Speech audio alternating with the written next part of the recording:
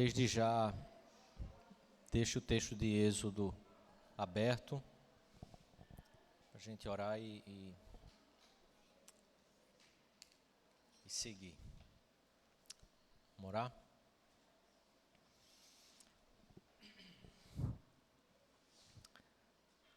Amado Deus, nos conduz aqui no estudo da Tua Palavra, nos ensina e molda a nossa vida conforme a instrução da Tua revelação, Senhor, para cada um de nós, e nos ajuda a andar em fidelidade nesse mundo, Senhor. Em nome de Jesus. Amém. Amém.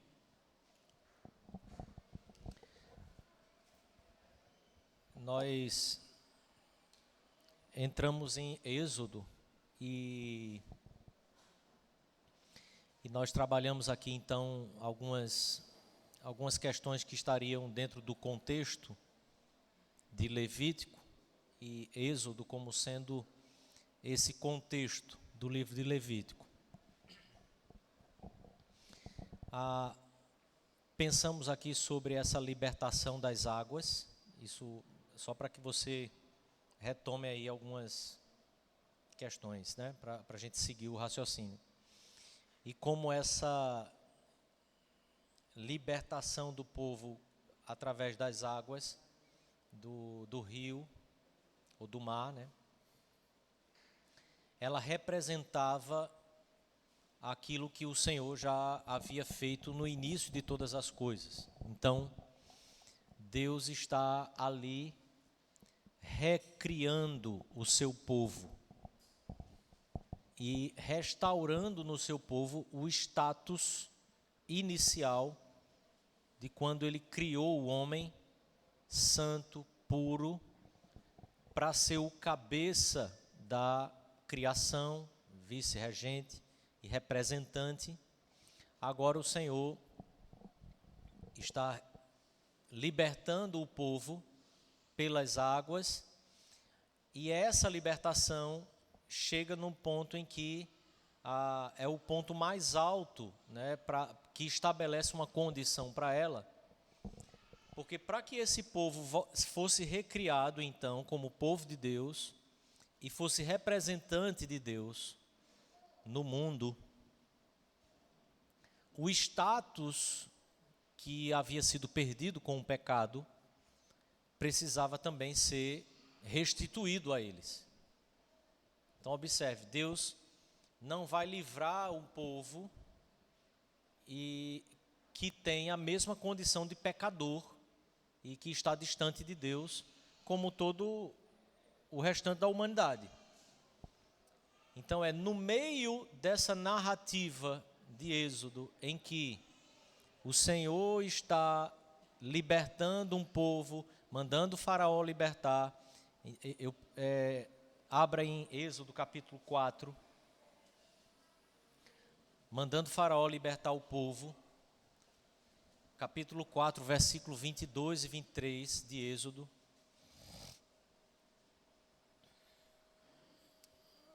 Acompanha aí. O Senhor já, no início do livro de Êxodo, o Senhor diz a Faraó: Israel é meu filho, meu primogênito. Então digo-te, deixa meu filho, para que ele me adore. Mas se recusares deixá-lo ir, de fato vou. O que é que o Senhor diz a Faraó aí? Se sua linguagem estiver... Mas o que é que ele diz ao Faraó? Matarei teu filho, teu primogênito. Então veja, Deus está restaurando ao povo aquele status inicial, quando ele criou o homem à sua imagem e semelhança, e esse homem seria vice-regente na criação. Homem no seu estado perfeito, puro, santo. Após o pecado, ele está distante de Deus, distante do conhecimento de Deus. A gente viu isso nas outras aulas. Deus, então, se faz presente e se faz conhecido. É o que Êxodo está mostrando para a gente. Agora, há um aspecto aqui que é, para esse estado original ser restituído a eles, é preciso então que essa aliança seja feita, esse pacto seja feito, e é exatamente na relação com os cabeças. Assim como Adão foi o cabeça na criação, ele está agora levantando outros cabeças no meio do seu povo, para que o seu povo, que ele coloca, que Deus apresenta o próprio povo dele como o seu primogênito, ou seja, como meu representante, esse povo vai me representar na terra. Por isso é que Deus os chama de meu primogênito, certo? E se Faraó não deixar o primogênito de Deus, que é Israel, sair, o que Deus vai fazer? Deus vai tratar com o primogênito dele. A ideia de representatividade está aqui sendo colocada, porque Adão é representante da humanidade, e agora a humanidade sendo restaurada a esse estado, Israel será esse representante. Mas é exatamente essa condição que precisa ser tratada.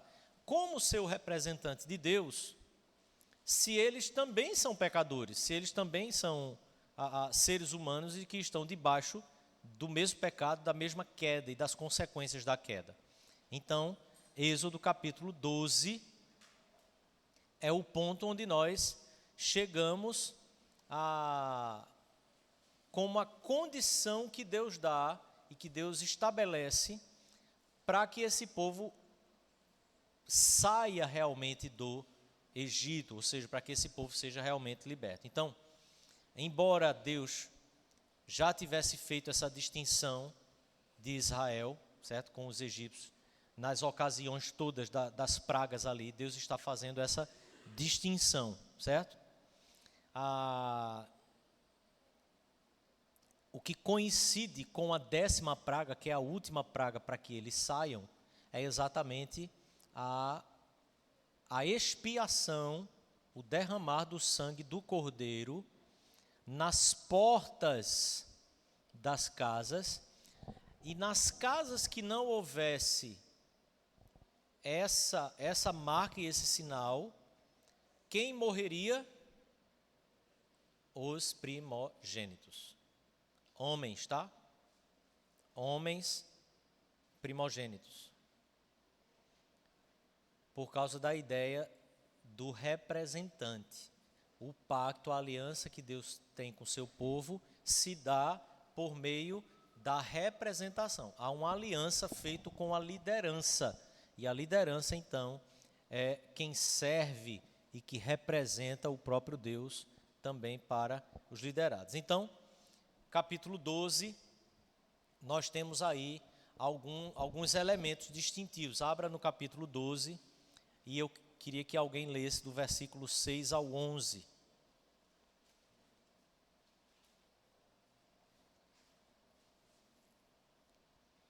Bem alto.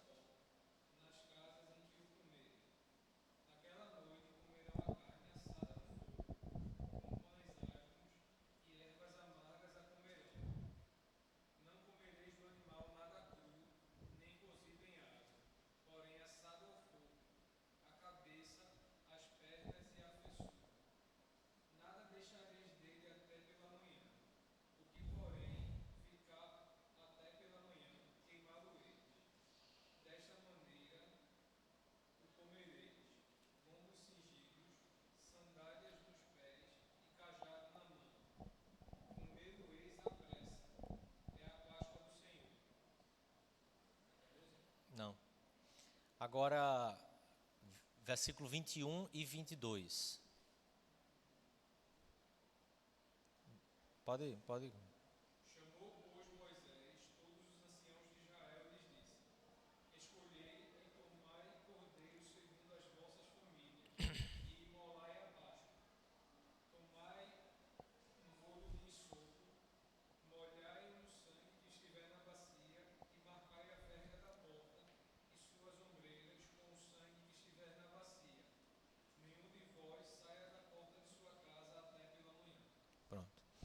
Então veja, no meio dessa narrativa aí, épica, certo? Que está acontecendo, o caos se estabelecendo no Egito, pragas de todos os lados, dia virando noite, água do rio virando sangue, rãs, moscas, tudo acontecendo, o caos está se estabelecendo. O povo de Deus não sofre, não é tocado por essas pragas. Isso é um elemento que já faz separação. Mas agora, a última praga para que eles saiam é o elemento do anjo da morte, que passará, e essa morte será uma morte que representa também. Ela será uma morte que cairá sobre os representantes, ou seja, os primogênitos. Os homens primeiros das famílias, nas casas em que o sangue da expiação do cordeiro não estiver nos umbrais. Observe, a gente tratou isso aqui na reunião dos homens ontem, né? O sangue não era colocado sobre os primogênitos, era colocado na casa. Observe, porque se a questão fosse só livrar os primogênitos, pega o sangue e bota na cabeça dos primogênitos, ele não ia matar outros. Mas o sangue vem sobre a casa, porque a aliança que Deus está fazendo e a relação que Deus estabelece não é com o indivíduo, é sobre a casa. É com a casa. É para dizer, isso aqui é família minha, é povo meu. Então, esses elementos da expiação vão se estabelecendo no meio dessa confusão. Veja, nós não estamos aqui ainda no Sinai, em Levítico, mas Deus já está estabelecendo com esse povo as regras da aliança que ele terá com esse povo. Então observe, há 3 coisas aqui que ficam sempre evidentes nessa teologia da expiação. Isso já está presente nesse capítulo 12, nesses textos que a gente leu, capítulo 12 de Êxodo. Primeiro é o cordeiro que é imolado. Por que esse cordeiro é imolado? Para livrar da morte. Ok? Esse cordeiro precisava derramar o seu sangue e ser aspergido sobre a casa. Ele está livrando da morte e está dizendo, esses aqui são meus. Isso é expiação. Esse povo estava sendo liberto para ser representante de Deus, sacerdote de Deus no mundo, e esse povo não podia ser um povo qualquer. Não podia ser esse povo pecador, mas eles precisavam ser redimidos. É por isso que o sangue é colocado sobre a porta. Quando o anjo, a presença do Senhor, passa nas casas em que não há a presença do sangue, o que acontece é morte. Esse é o significado do sangue de Cristo sobre a vida da gente.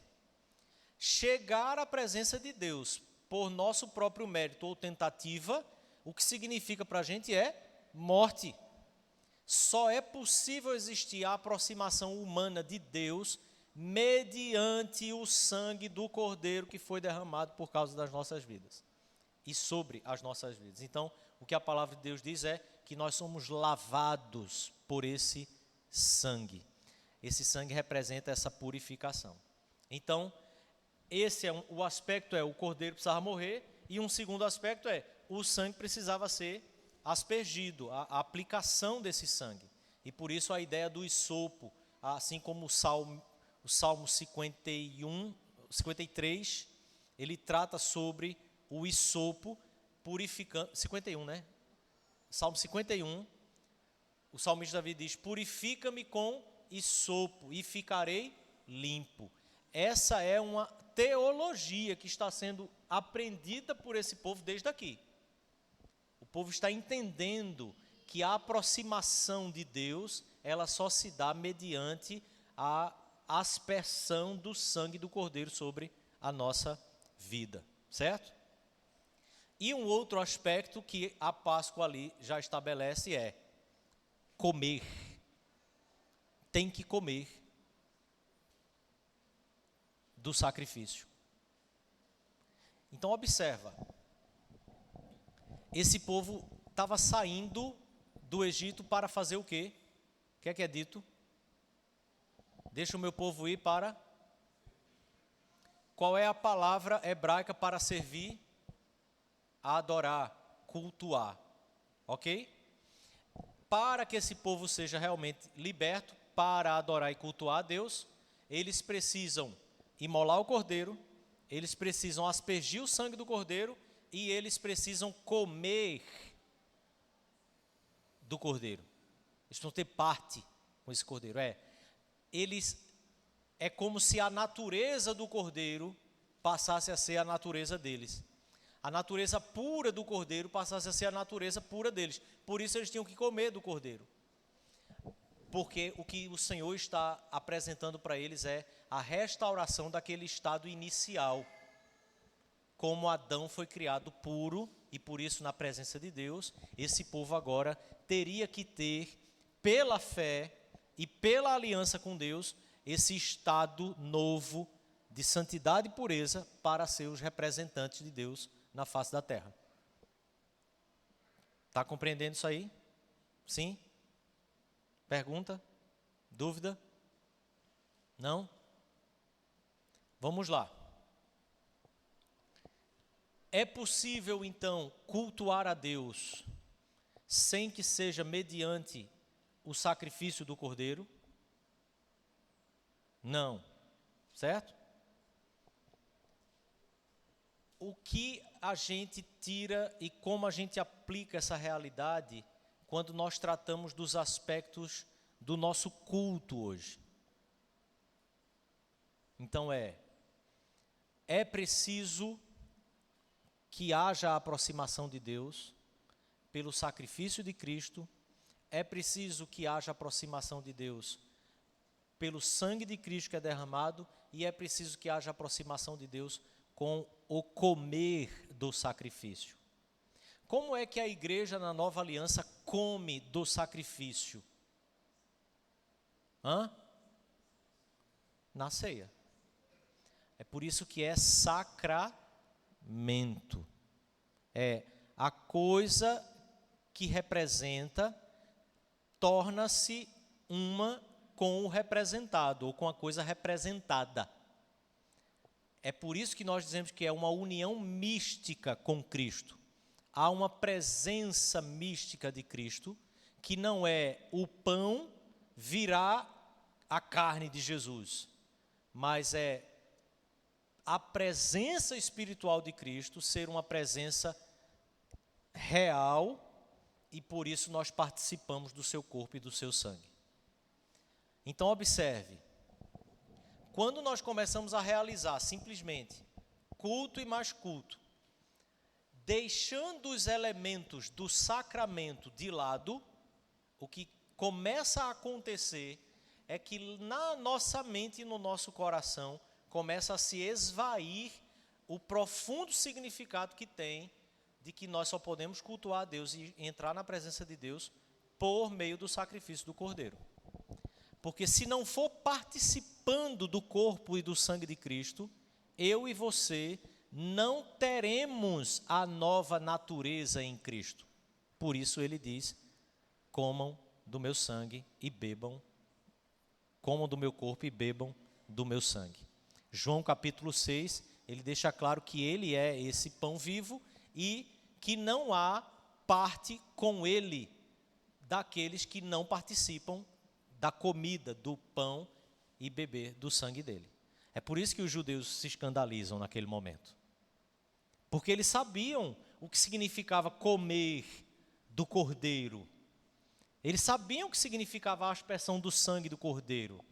Quando Jesus está dizendo aquilo, aí o significado que eles entendem é: como assim a gente vai comer da carne dele? Porque eles sabiam que o cordeiro tinha que ser comido. Eles não conseguiram avançar então para o que Jesus estava ensinando para eles. Ele seria sacrificado, ele seria morto mas ele venceria então a morte, por isso não precisa de mais sacrifício, porque o Cordeiro sacrificou de uma vez por todas e entrou de uma vez por todas na presença de Deus. Logo, como é a participação do sangue do corpo?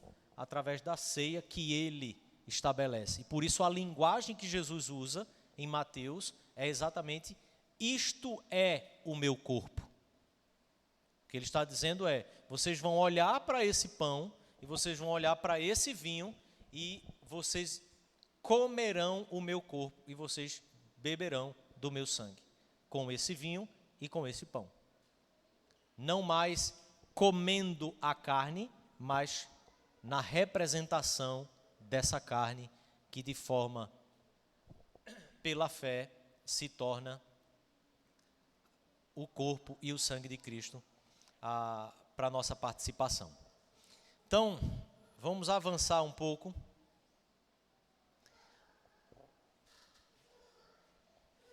Abra sua Bíblia aí em Levítico, capítulo 14.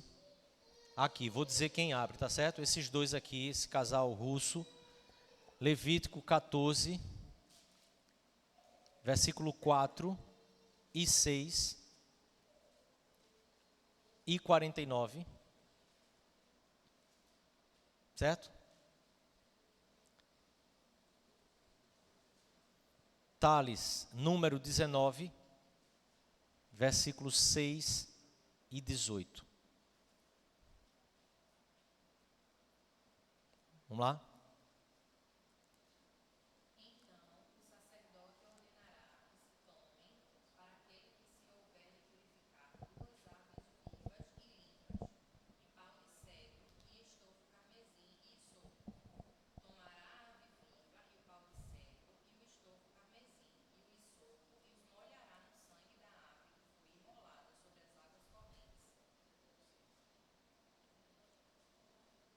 Leu 49? Para purificar a casa, ele pegará 2 aves, um pedaço de madeira de cedro, um pano vermelho e um isopo. Observa esse ritual exatamente com o isopo e a purificação, vinculado à purificação da casa, certo? Da família. Números. Tomando pau de cedro, isopo e estofo carmesim, os lançará no meio do fogo que queima no ouvido. 18. Um homem limpo tomará isopo e o molhará naquela água e aspergirá sobre aquela tenda, e sobre todo utensílio, e sobre as pessoas que ali estiverem, como também sobre aquele que tocar nos ossos, ou em alguém que foi morto, ou que faleceu, ou numa sepultura. Isso é... observe aqui esse aspecto da purificação. E eu quis ler esses textos porque muitas vezes a gente é traído no nosso coração e vem oferecer a Deus culto sem uma real noção do quanto que, embora de uma vez por todas tenhamos sido perdoados e unidos a Deus através de Cristo, semanalmente eu e você cometemos nossos erros e nossos pecados. Sim? E o que a gente faz quando semanalmente vem cultuar a Deus, sabendo que temos os nossos pecados?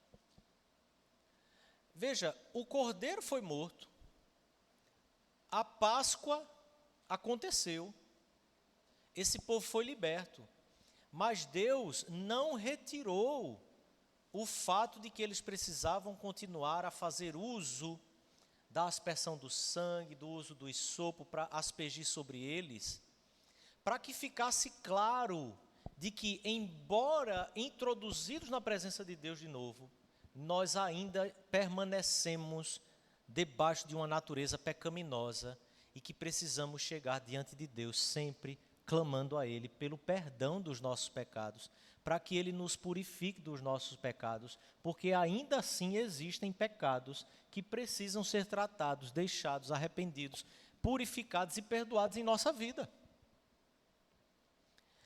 O que Cristo faz é nos assegurar, é nos dar a segurança eterna. Nos livrou da condenação eterna, nos livrou do poder do pecado. Em Cristo nós podemos não pecar, mas a presença do pecado continua em nossa vida. Cristo não retirou a presença do pecado. Isso define muito, querido, a maneira como nós nos aproximamos para adorar a Deus quando nos reunimos em culto solene, no dia do Senhor, para adorar o Senhor. Como você se chega a Deus, se não for com essa consciência de que eu estou trazendo diante de Deus meus pecados de toda essa semana? Eu estou trazendo diante de Deus todos os meus erros, os que eu conheci e os que eu não conheço, que cometi. Eu estou chegando diante de Deus com todos eles. Qual a postura que o coração precisa ter? Qual é o desejo que o coração precisa ter? Isso determina muito mais o nosso culto a Deus do que muitas vezes outros elementos que a gente fica criando e querendo inventar, quando o que Deus quer é apenas corações quebrantados. Corações que reconhecem que precisam da misericórdia e da graça de Deus. Porque se não for isso, nós somos fulminados na presença de Deus, o Deus Santo. Vamos ler o Salmo 51, já que a gente citou ele aqui.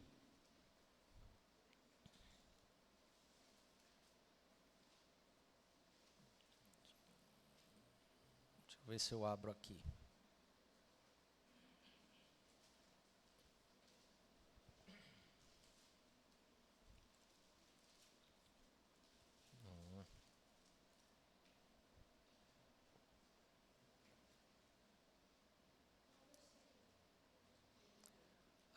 Vamos ler do versículo 1 até o 7, onde ele cita o hisopo. Compadece-te de mim, ó Deus, segundo a tua benignidade, e segundo a multidão das tuas misericórdias, apaga as minhas transgressões. Lava-me completamente da minha iniquidade e purifica-me do meu pecado. Pois eu conheço as minhas transgressões e o meu pecado está sempre diante de mim. Pequei contra ti somente, e fiz o que é mal perante os teus olhos. De maneira que serás tido por justo no teu falar e puro no teu julgar. Eu nasci na iniquidade e em pecado me concebeu minha mãe. Eis que te comprazes na verdade no íntimo, e no recôndito me fazes conhecer a sabedoria. Purifica-me com o hisopo, e ficarei limpo. Lava-me, e ficarei mais alvo do que a neve. Veja, Davi não suspeitava da aliança de Deus. Não suspeitava de que Deus voltasse atrás. Davi não suspeitava que Deus, de repente, não quisesse mais ter uma aliança, porque ele sabia que Deus é um Deus que não quebra a sua aliança. Ele cumpre com a sua palavra. Mas Davi sabia que do pecado que ele tinha cometido, ele precisava clamar ao Senhor que o purificasse. Davi não está realizando a cerimônia e o rito de pegar o hisopo e se lavar, para ficar purificado. Davi está orando a Deus por causa do significado que aquilo tinha. Isso é uma oração.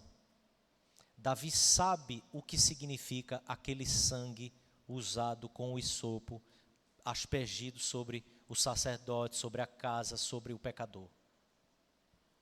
O sangue de Jesus sobre nossa vida é o sangue que nos purificou de uma vez por todas da condenação eterna, mas é o sangue que continua a nos purificar dos nossos pecados cotidianos. E eu e você não podemos abrir mão dessa verdade, de que destes pecados Deus requer o nosso arrependimento ainda. De cada um. Isso é a cada domingo, isso é a cada dia, isso é a cada momento em que você se aproxima de Deus. Não se pode aproximar-se de Deus sem convicção de pecado. Não se aproxima de Deus sem convicção de pecado. Porque se não há pecado, não há necessidade do sangue. Se não há o sangue, não há mediação. Se não há mediação, não tem como se chegar a Deus. Quando cultuamos a Deus sem a convicção do nosso pecado, cultuamos a Deus sem nenhum temor e sem nenhum tremor. Nós estamos cultuando paredes, tijolos, coisas. Sem convicção de pecado não se pode cultuar a Deus. Não se chega diante de Deus. Isso precisa ser colocado naquilo que a gente experimenta todas as vezes que nos reunimos para cultuar Ele. Sabe assim, aquela forma que a gente vai adquirindo de vida, que dia de domingo é o dia que a gente está na igreja, é o dia que a gente canta, é o dia que a gente dá aula, é o dia que a gente corre, é o dia que a gente faz isso, é o dia que o almoço sai nas carreiras, ou então eu tenho que comer fora porque eu nem consegui fazer o almoço. E o domingo da gente vai virando um show pirotécnico, assim, aquela coisa assim, fogos.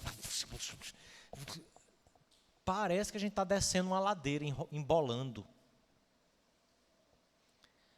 Se a convicção de pecado constante passa a permear o nosso movimento de se chegar a Deus, a gente começa a encarar o culto, o domingo, de forma diferente.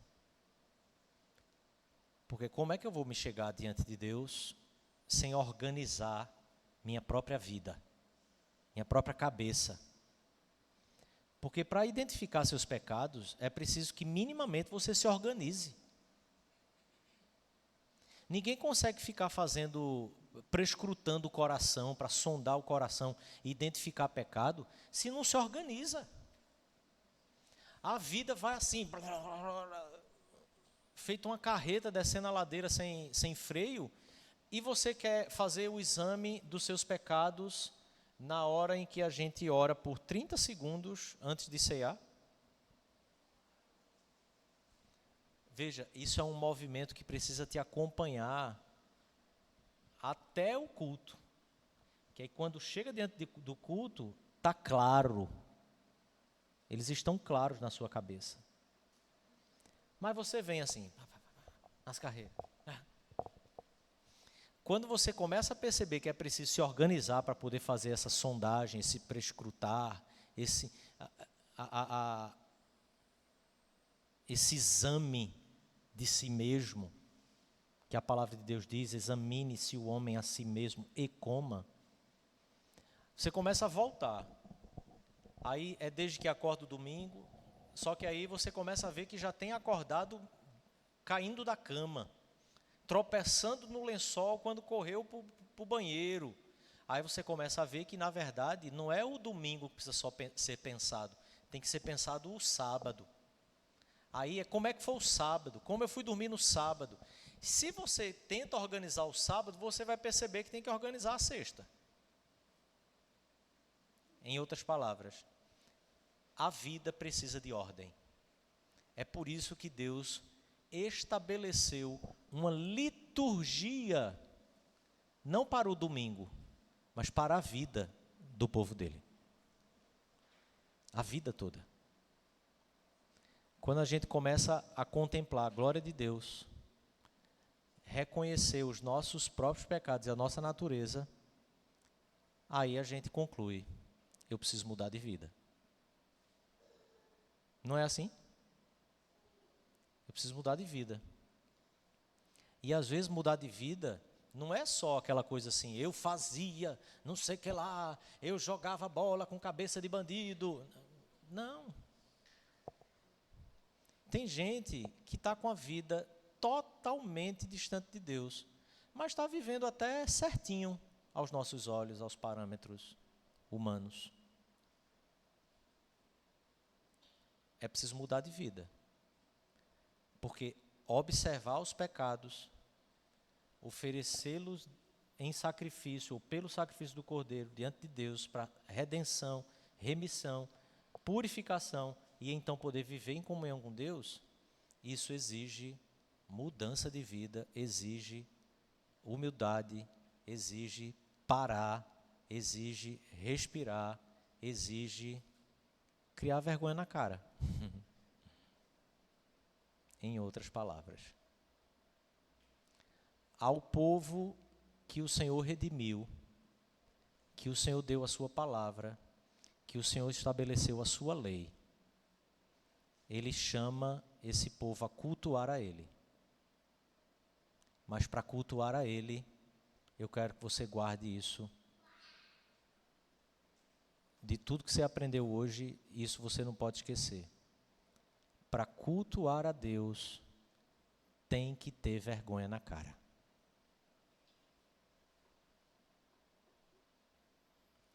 E aí o culto, de fato, será transformado. Não há como não cultuar a Deus e perceber sua grandeza, sua presença, quando nós chegamos com temor, reverentes, conscientes de quem de fato nós somos e do quanto somos necessitados da misericórdia e da graça dele. O sacrifício pascal ensinou isso ao povo. Vocês são meus representantes, mas vai ter que ter expiação para isso. Não dá para libertar vocês do jeito que vocês são e do jeito que vocês estão. O Cordeiro tem que morrer. Louvado seja Jesus Cristo, porque Ele morreu por nós de uma vez por todas. O que nos resta é vergonha na cara. Amém? Amém. Vamos orar mais uma vez? 12h20, para não comermos descendo a ladeira. Vamos orar. Louvado seja o teu santo nome, Senhor. Louvado seja tua excelsa glória.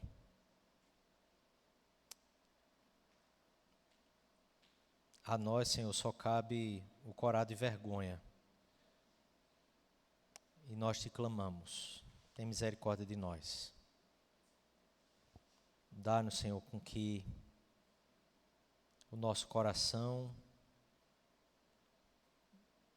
mediante teu Espírito, possa andar diante do Senhor consciente do quanto precisamos do teu sangue que nos lava e que possibilita todos os dias nos aproximarmos de ti. Dá com que a gente possa andar de joelhos, para que sempre que estivermos de pé, seja consciente de que é o Senhor que nos ergue. É por causa do Senhor que podemos permanecer. Ajuda a tua igreja, Senhor,